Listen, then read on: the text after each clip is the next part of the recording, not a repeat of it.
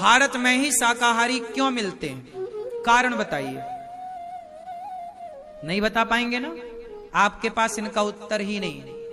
हम बताते हैं। पूरी दुनिया में केवल भारत में ही शाकाहारी इसलिए मिलते हैं क्योंकि भारत की विचारधारा है। हमारे ऋषि मुनियों ने, पुराणों ने, वेदों ने ये सिखाया है बाप दादों ने कि बेटा अपने स्वाद के लिए तुम पत्ते खा के पेट भर लेना, घास फूस। आपने सुना होगा कि पृथ्वीराज चौहान, महाराणा प्रताप ने घास की रोटियां खाई। सुना होगा आपने, ये इतिहास में पढ़ा होगा। क्यों खाई भाई? महाराणा प्रताप थे, क्यों नहीं मांस खाया? नहीं, हम इस विचारधारा के लोग हैं कि हम अपने स्वाद के लिए किसी चींटी के, किसी मुर्गी के, किसी बकरे के, किसी हिरन के हम प्राण ना लेंगे। हम फल खा करके अपना गुजारा कर लेंगे, घास फूस खाकर गुजारा कर सकते हैं, पर अपने स्वाद के लिए मूक जानवरों की हत्या नहीं कर सकते, मूक प्राणियों की हत्या नहीं कर सकते। ये हमें गवारा ना होगा। ये विचारधारा इस देश की रही है। और आप कहते हो जी सब खाते हैं तो हम खाते हैं ना जी। आप श्रेष्ठ हैं, अपने को पहचानो। आपने गलती ये कर दी कि अपने को भुला दिया। आप लोग अपने को भूल गए। आप लोग अपने को भूल गए कि हम किसकी संतान हैं, हम कौन हैं। आपने अपने अस्तित्व को भुला दिया। मैं काले की पढ़ाई पढ़ पढ़ के गुलामी 700 साल तक रही है। अभी तो 77 साल ही भय ना देश को आजादी मिले। तुम तो 700 साल से गुलाम ही थे ना, तो गुलामी की छाया अभी तुमसे गई नहीं है।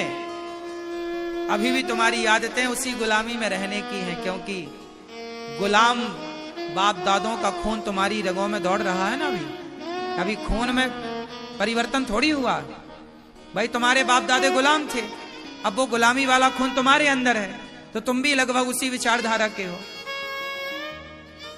गुलामी तो तुम्हारे रगों में है ना। अभी टाइम ही कितना हुआ है आजादी के। अभी तुम इस विचारधारा से नहीं उबर पाए कि तुम कौन हो। अंग्रेज आए, मुगल आए, हमारे देश के गुरुकुलों को उजाड़ा। क्यों उजाड़ा? डरते थे अंग्रेज, डरते थे मुगल भारत की शिक्षा से। इसलिए मैकाले ने विदेशी शिक्षा भारत में थोप करके चला गया। काश तुम पढ़े होते कि मातृ देवो भव, पितृ देवो भव, तो आज देश में वृद्धाश्रम ना बन रहे होते। आज देश में इतना मटन, इतना मांस ना बिक रहा होता। भारत के हो साहब, भारत के रहो। भारत की विचारधारा को फॉलो करिए, है ना। किस विचारधारा को फॉलो करेंगे? भारत की विचारधारा। अब आप लोग भारत में रहते हैं, लेकिन पहनते क्या है? Pant shirt, tie, belt, batch लगा के बच्चे स्कूल जाते हैं। ये बताओ, जब हमारे देश में हल्दी घाटी का युद्ध हुआ, उस जमाने में जब शिवाजी लड़े, उस जमाने में जब झांसी की रानी सन 57 में लड़ी, उस जमाने में हमारे देश के लोग क्या पहन के युद्ध करते थे? उत्तर दो भैया, आप बताओ। ए लाला, उस जमाने में जब झांसी की रानी और महाराणा प्रताप और शिवाजी और महापुरुषों ने जब युद्ध किया, तो बताओ क्या पहन के हमारी सेना लड़ती थी? उस समय भारत का पहनावा क्या था? पूछ रहा हूं, बताओ। बोलो बोलो बोलो जोर से। धोती कुर्ता। भारत का पहनावा क्या था? धोती कुर्ता। अब मैं यहां जितने लड़के बैठे हैं, मैं आपको धोती दे दूं कि भैया जरा कांच लगा के दिखाओ, तो आपको पहनना नहीं आ रही है धोती। आप लोगों को धोती पहननी नहीं आती। आज आप पैंट शर्ट पहनते हैं। आप कहते हैं जी हम भारतीय, नहीं, तुम्हारी रगों में अभी गुलामी दौड़ रही है। तुम भारतीय तब बनोगे जब कम से कम 1 दिन 2 दिन तो कहो कि आज मैं अपने भारतीय पहनावे में रहूंगा। और भारतीय पहनावा है धोती कुर्ता। अब तुम पैंट शर्ट पहने हो और कह रहे हो हम भारतीय हैं, नहीं, गलत बात। तुम शुद्ध भारतीय नहीं हो, मिक्स हो। क्यों? शुद्धता नहीं। शुद्ध भारतीय कौन? जिसका पहनावा भारतीय हो। अंग्रेज शुद्ध अंग्रेज है क्योंकि उनका पहनावा अंग्रेजी है, लेकिन आपका शुद्ध भारतीय पहनावा नहीं है। मैं कहता हूं कि संडे के संडे तुम क्यों नहीं धोती कुर्ता पहनते? चलो बाकी दिन स्कूल है, चलो बाकी दिन ऑफिस है, कम से कम संडे के संडे तो आप धोती कुर्ता पहन के शॉपिंग करने जा सकते हैं, माथे पर तिलक लगा के जा सकते हैं, ताकि ये लगे कि हाँ जी भारत का है। सोचिए, धोती कुर्ता पहन के जाने में आपको हंसी आती है, शर्म आती है।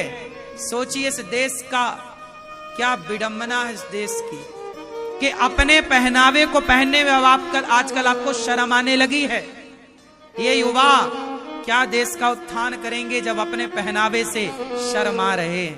अरे गर्व करो कि हम भारतीय हैं, हमारा पहनावा भारतीय है। तुम दिख रहे हो भारत में, पर विचारधारा तुम्हारी अंग्रेजों की आज भी है। तुम जो पढ़ रहे हो वो मैकाले की शिक्षा पढ़ रहे हो। अभी भारत को आजादी मिली है, अभी भारत की शिक्षा आजाद नहीं हुई। बताइए, क्या हमारे सिलेबस में गीता पढ़ाई जा रही है, वेद पढ़ाए जा रहे हैं, पुराण पढ़ाए जा रहे हैं, मातृ देवो भव पढ़ाया जा रहा है, वसुधैव कुटुंबकम पढ़ाया जा रहा है? जब नहीं पढ़ाया जा रहा है, सर्वे भवन्तु सुखिना क्या पढ़ाया जा रहा है? नहीं, तो आप कैसे कह सकते हैं कि हमारा देश आजाद हो गया? आजाद तो तब माना जाएगा जब भारतीय शिक्षा पद्धति हमारे को लागू कर दी जाएगी। हम जो पढ़ेंगे वो भारतीय होगा। अब भारतीय भाषा कौन सी है, चलो बताओ। भारतीय प्राचीन भाषा कौन सी है? जोर से। संस्कृत भाषा प्राचीन भाषा है। अब हम लोगों ने संस्कृत बोलना छोड़ दिया, सुनना छोड़ दिया, समझना छोड़ दिया। क्या पढ़ते हो आप? इंग्लिश। क्या इंग्लिश भारत की भाषा है? लेकिन आप प्रमोट तो कर रहे हो विदेशी भाषा। आप पहनावा भी विदेशी। अब आजकल के बच्चों को बोलो कि भैया जरा हिंदी में गिनती सुनाओ, 77, 78, 69, ये जरा सुनाओ, नहीं सुनाएंगे। 80, 81, 82, 83, 84, 85, 86, 87 वो सुनाएंगे। 88, 89 ये सुनाएंगे। बच्चों को हिंदी की गिनती भूल गई। हाँ या ना? बोलो हाँ। आप लोग राम राम कहना भूल गए, जय श्रीमन्नारायण कहना भूल गए, राधे राधे कहना भूल गए।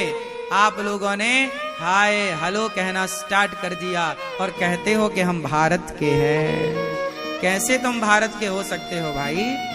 भारत माता कैसे तुमसे प्रसन्न होंगी?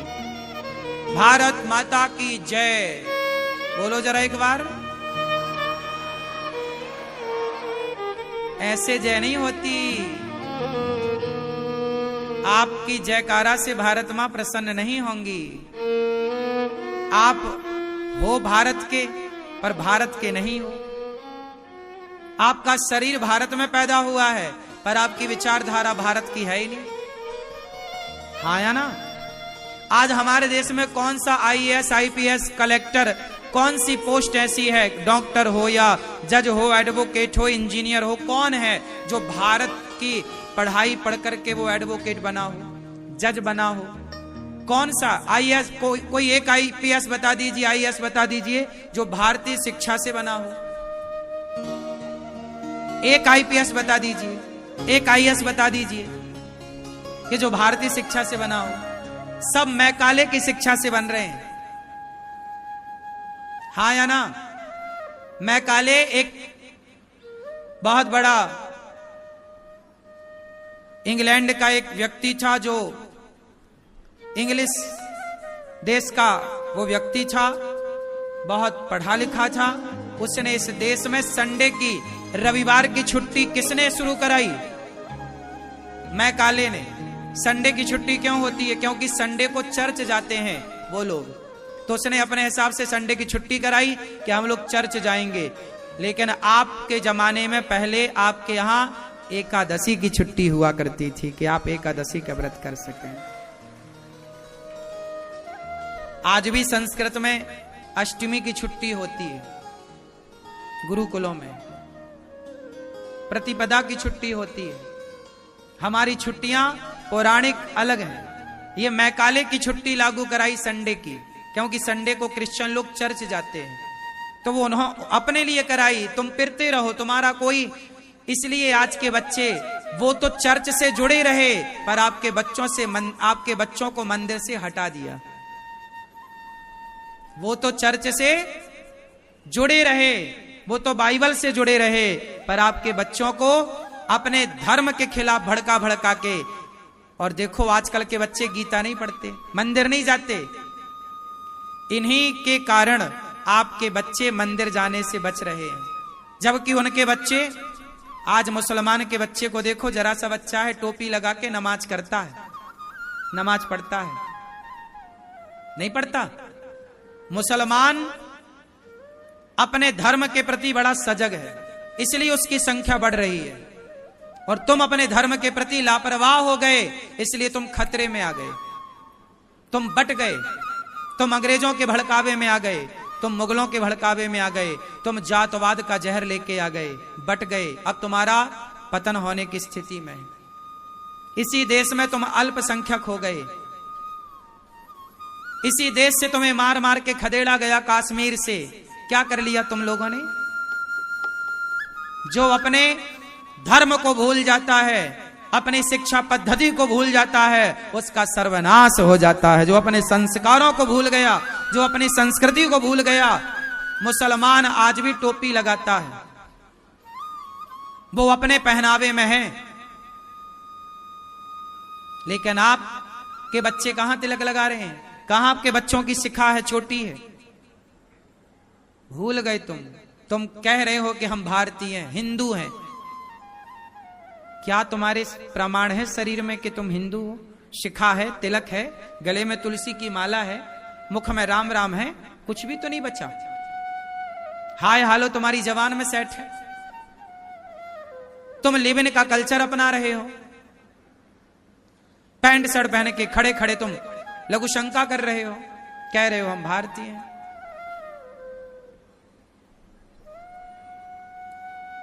समझ में आ रही है बात कि नहीं आ रही? इसलिए अभी जाग जाओ, समझ जाओ, संभल जाओ। भागवत जी इसलिए सुनी जाती है कि हमारे हृदय में भगवान के चरणों के प्रीति प्रेम बढ़े। और इन कथाओं के माध्यम से ये दास आप सभी भारतीयों को जगाने की कोशिश करता है। मैं आपसे आपका परिचय करा रहा हूं कि आप कौन हैं। आप भूल गए, आप मांसाहारी कभी थे ही नहीं, आप भारतीय हैं, शुद्ध शाकाहारी थे। आपने वर्ग लाने पे लोगों की देखा देखी में आप मांसाहारी हो गए कि वो कर रहे हैं तो हम भी करें। नहीं, मैं कहता हूं कि अमेरिका, लंदन, जापान के लोगों से अपनी तुलना मत करो। तुम श्रेष्ठ थे, श्रेष्ठ हो, श्रेष्ठ रहो। तुम्हारी विचारधारा सबसे उत्तम थी, उत्तम है। अच्छा बताओ, भारत की एक श्रेष्ठ विचारधारा की मैं बात कर लूं, उत्तर देना मेरे प्रश्नों का। बताओ, आपकी जो दादी है, आपकी जो नानी है, आपके जो परिवार में जो पुराने लोग हैं, मैं उनकी एक बात पूछ लूं, आप उत्तर देना। तुम्हारी मौसी होगी, तुम्हारी बुआ होगी, तुम्हारी नानी होगी, तुम्हारी दादी होगी। कई बार उनके पति, किसी के पति भगवान के घर चले गए, तो क्या तुम्हारी दादी ने दूसरा ब्याह किया था? क्या तुम्हारी मौसी ने दूसरा ब्याह किया था? बोलो, क्या किया तुम्हारी मौसी, नानी, दादी ने जब तुम्हारे नाना, दादा, मौसा जी, फूफा जी भगवान के घर चले गए? तो क्या किया था आपके परिवारी लोगों ने? सारी जिंदगी तुम्हारी मौसी विधवा रह करके गुजार दिया, हाँ या ना? लेकिन सारी जिंदगी तुम्हारी नानी ने, तुम्हारे नाना नानी के पति चले गए, नाना जी चले गए, लेकिन नानी उनकी विधवा रह के गुजार दी। सपने में भी किसी पराये मर्द के बारे में नहीं सोचा। सही है कि गलत है? तुम्हारे फूफा जी चले गए, तुम्हारी बुआ ने सारी जिंदगी विधवा रहकर गुजारा।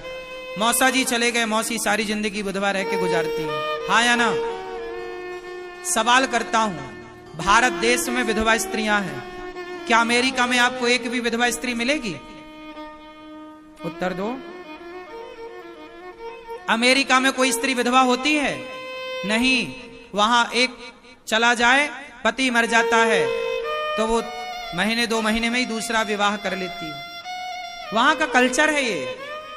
वहां शादी ब्याह होते ही नहीं है, वहां तो बॉयफ्रेंड गर्लफ्रेंड चलता है। 80 साल की डोकरी, 80 साल की बूढ़ी स्त्री भी यदि उसका पति मर जाए तो वहां 80 साल का दूसरा बुढ़ा बॉयफ्रेंड ढूंढ के ले आएगी। वहां का कल्चर है ये। आपको हंसी आ रही है, लेकिन वहां ऐसा है। हाँ या ना? बोलो मेरी मां। अब बताइए कि जिस देश में आपकी मौसी, आपकी बुआ, आपकी नानी, आपकी मां विधवा रहकर गुजार दें और पराये पुरुष की तरफ आंख उठाकर ना देखें, ये नारी कहां मिलती हैं? इन नारियों को कहते हैं पतिव्रता। क्या बोलते हैं?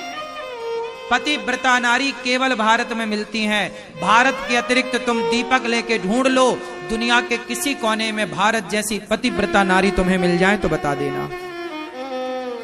ये है भारत। और तुम कहते हो अमेरिका करता, अरे वो अमेरिका, वो जापान, वो लंदन भारत की बराबरी कर सकता है कभी?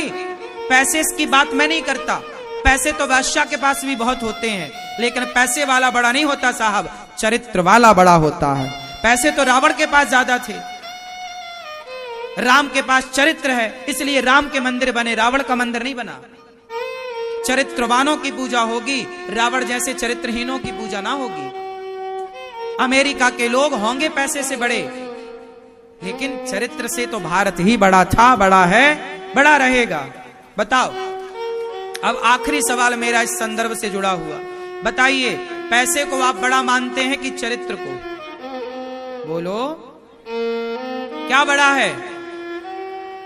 तुम्हारी मां, जरा विचार करो, तुम्हारे पिताजी के जाने के बाद तुम्हारी मां ने अकेले जीवन गुजारा है। तुम छोटे छोटे थे, पाल पोस के बड़ा किया, लेकिन क्या किसी पराये पुरुष की तरफ तुम्हारी मां गई नहीं?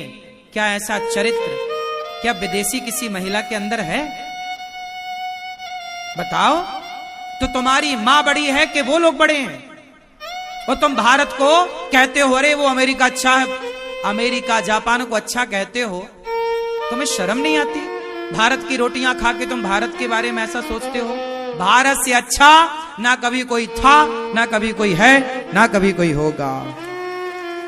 भारत सबसे अच्छा है। पैसा यार क्या मायने रखता है? आप पैसे को महत्व देते होंगे, नहीं पैसा बड़ा नहीं है। कितना बड़ा है पैसा बताओ? क्या चरित्र से बड़ा है पैसा? आपको कैसी मां चाहिए? चरित्रवान मां चाहिए या ऐसी जो आपके पिता के जाने के बाद दूसरों के साथ रहे? वो आप किस मां से प्रसन्न होते? आप बताइए, एक पुत्र होकर बताइए। आज आप प्रसन्न हैं कि मेरी मां, मेरे पिता के जाने पर भी मेरी मां किसी और की तरफ आंख उठा कर ना देखती। ऐसी संतान खुश होती है कि वाह मेरी मां। ऐसी मां की खूब इज्जत करनी चाहिए, ऐसे मां के पांव धो धो के पीना चाहिए, ऐसे स्त्रियों के सम्मान करना चाहिए जिन्होंने भरी जवानी में विधवा हो गई। मेरी एक सगी मौसी है, मेरी सगी मौसी है, उनका विवाह हुआ था, मंडप के नीचे ही पति को देखा था। उस समय वो 8-10 साल की थी, बहुत पुरानी बात थी। उस जमाने में ब्याह ऐसी जल्दी हो जाता रहा होगा। मेरी मौसी ने, पहले क्या होता था, विवाह होता था ना, विदाई 3 साल बाद होती थी, जब लड़की थोड़ा मैच्योर हो जाती थी, समझदार। तो हमारी मौसी का ब्याह हुआ था, पर वो ससुराल नहीं गई थी, विदाई नहीं हुई थी, और हमारे मौसा जी चले गए भगवान के घर। आज भी वो जिंदा है हमारी मौसी, सारी जिंदगी गुजार दी, लड़कपन, जवानी, भरी जवानी गुजार दी, बुढ़ापा गुजार दी। आप तो बिल्कुल जर्जर हैं, आखिरी स्थिति पर है, लेकिन चरित्र पर दाग नहीं लगा। ऐसी स्त्रियां ढूंढ लेना, पूरी दुनिया में कहीं मिल जाए तो बताना, मैं पांव धो के पीऊंगा ऐसी स्त्रियों के। चरित्रवान स्त्रियां भारत में पाई जाती हैं। और तुम्हें इज्जत नहीं है भारत की? तुम कहते हो वो अच्छा है, खाक अच्छा है, भारत की रोटियां खाते हो, गुणगान तुम दूसरों का गाते हो। तुम जानते क्या हो भारत को? कितना जानते हो अपनी संस्कृति को? आज विडंबना जानती हो मेरी मां क्या हो गई कि हमारा युवा अपने भारतीयता से, अपने भारत की संस्कृति को भूल गया, संस्कारों को वो पैसे को महत्व देता है। जी पैसा है तो सब कुछ है, खाक सब कुछ है। पैसा है तो सब कुछ नहीं है मेरे भाइयों। पैसे से बढ़कर भी बहुत सारी चीजें आज भी, आपकी इज्जत, आपका सम्मान, आपका चरित्र, पैसे कोई कीमत नहीं रखता। ये बात तुम्हें अभी समझ में नहीं आएगी, लेकिन एक टाइम बाद मेरी बात तुम्हें समझ में आएगी कि चरित्र की कीमत क्या है। कितने लोग मानते हैं चरित्र को बड़ा, कितने लोग मानते हैं पैसे को बड़ा।